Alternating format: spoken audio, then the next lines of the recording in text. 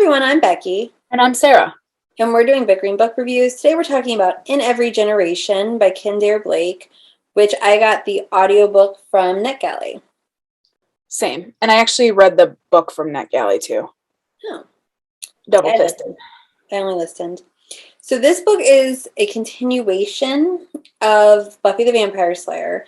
Our main character is Frankie Rosenberg, whose mom is Willow Rosenberg from the TV series. And Frankie has been raised like around the Slayers, and like she's got her Aunt Buffy, and she knows exactly like what happened, and she knows that her mom's a witch.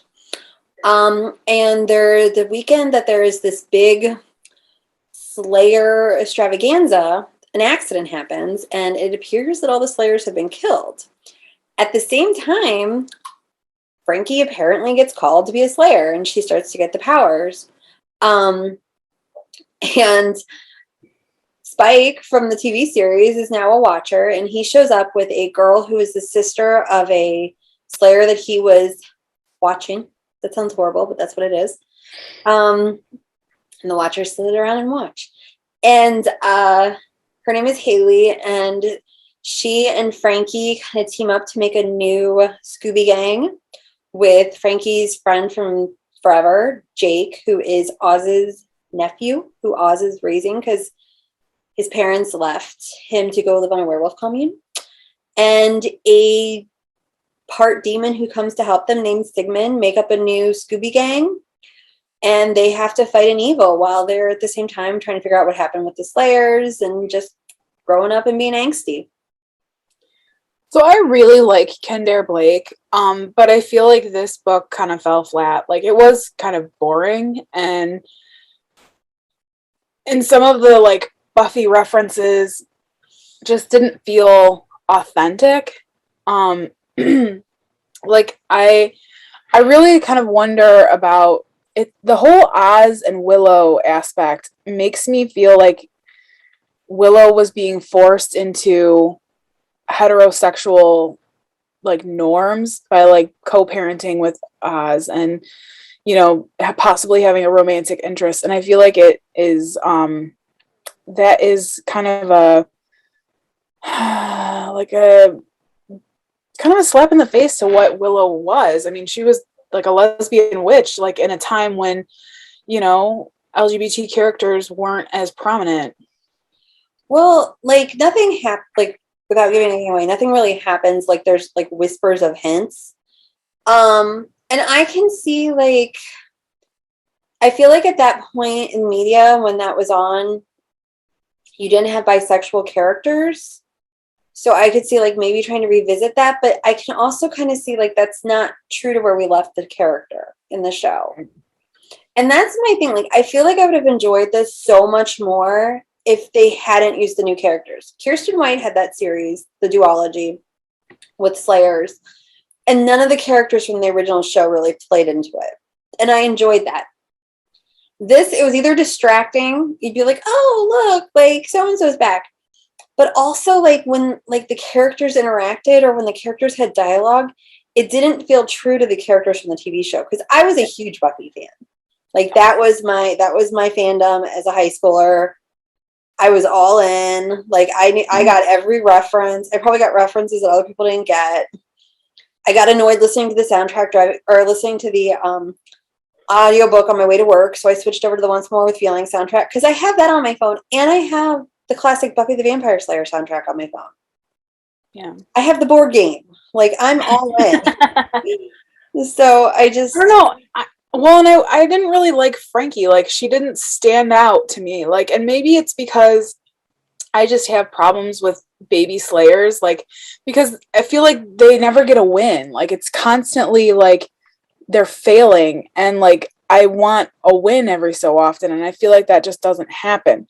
However, Frankie definitely grows throughout the novel. Like you can see her progress. It's small, but you can see her progress. And so like that is definitely well developed as far as that she is progressing and getting better. But like it was just kind of frustrating getting to that point. well, like is it like I did like I liked Frankie. I liked the interaction with her friends. Like the big bad was whatever. and honest, like I said, like all of the distractions were like it was like the references were distracting. That's as simple as it gets. And Yeah. like they talk a lot about Oz's nephew Jordy, which was like one line on the TV show when Oz comes out as a werewolf. I think Badman Rising set that up. I even knew the episode names. Well, and I feel like Spike didn't sound like Spike. Spike didn't sound especially in the audiobook. Willow didn't sound like Willow, and Oz didn't sound like Oz. And it certainly did make me want to rewatch the last season. Right? See, and like I was like, because I loved Oz. Like I loved Oz more than Angel. Like so I'm kind of like, maybe I'll rewatch the third season, or I could start with the second season, because I think Oz came in on the episode Becoming. I mean, there was the episode before where he almost hits her with the van after she was Ghost Willow. See, this is how into it I was. And so, but yeah, like I even have them on DVD. Because back then you had to have them on DVD. But that's the thing, like all of my warm fuzzy feelings are towards the TV show. And I think like because Haley was a strong like actually Haley was my favorite character. Yes, Haley was. I don't know why Haley wasn't the Slayer. Well, but Haley did a couple, like was Haley the one that did a couple things, and I was like, well, that felt very Cordelia-ish. Yeah. But that was the thing, like I just felt like it borrowed way too much on the original series, and if you didn't have the original characters, it wouldn't have felt so much like they were using the original show as a crutch. Because like Frankie has the potential to get there. And then you had the whole thing with, was it Grimoire? Grimoire? Yeah, Grimoire. With Grimm. And that did feel like a little too much like Angel. Yeah. So I just, but like I said, like I felt like all of the references got forced. Yeah, they did. And it was distracting. And like you said, like I felt like it didn't necessarily go true with the characters. Yeah. And it was, and the thing with Willow and Oz, like it was, like there's an episode of Angel where Willow goes to help with something, and she tells Wesley that she's a lesbian. But then on this, she's like, well, sexuality is fluid, and I'm kind of like, so I don't know. I feel like I'm focusing too much on the show though, because like if like there are decent bones to the books, like the character, because I think this is going to be the first in a series. The characters do have room to grow, and they did grow in this. I think Frankie and Jake will eventually make good romantic foils. I don't know. I thought it was boring. Yeah. I thought that the stuff with the evil, the bad vampire person, like I think that went on too long. Yeah. I felt like they were trying too hard to set up a series. Yeah. I thought Kirsten White did it better. I agree. I think I was unconsciously comparing the two, and Kirsten White came out on top. After a while it didn't get unconscious. Yeah. I think it was. Because I don't think she did all of the little cutesy poo references. Yeah.